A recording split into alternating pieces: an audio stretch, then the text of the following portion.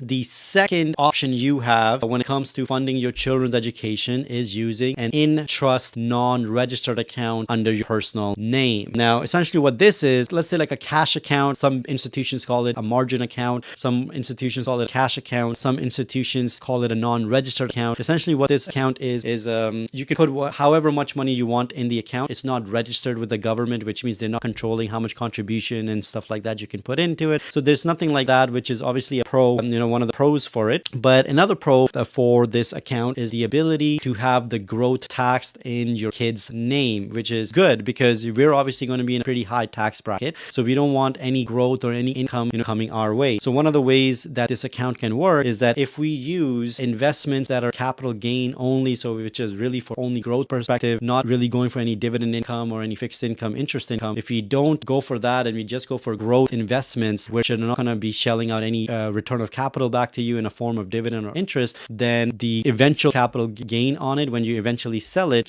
will be taxed under your child's name, which is crazy because they're going to be under 18 when you're growing the money for them, and when they finally use the money they'll probably be 19, 20, 21 years of age, which means they're probably not going to have that much income. So any capital gain that they're going to be selling is going to be taxed at a minimum rate, and it's going to be super tax efficient. But some of the cons here are something that you really have to think about. The first con is that you have to invest the money personally, which what that means is that you have to earn the money in your medical professional corporation, then pay the money out to you personally, so you have to pay the tax on it, and then you can transfer that money in trust into your child's name. So then obviously we have to do a cost analysis to figure out, does that make sense? Does that make sense to pay tax on it on your personal name, on your high tax bracket, and then transfer over the money to them? Yes, the growth eventually will be taxed under their name, but does it make sense to pay that high tax to get it out of the MPC? The second con, and I think this is the major one, is that when your child is of age, that money is legally theirs, right? Let me repeat that. When they turn 18, legally, that money is no longer your money. So, if that account ends up becoming 50 grand, 100 grand, and legally you have no say over it because it's theirs, because you're holding their account in trust until they're of age, which means that if they choose to take that money and just buy an expensive car with it, then,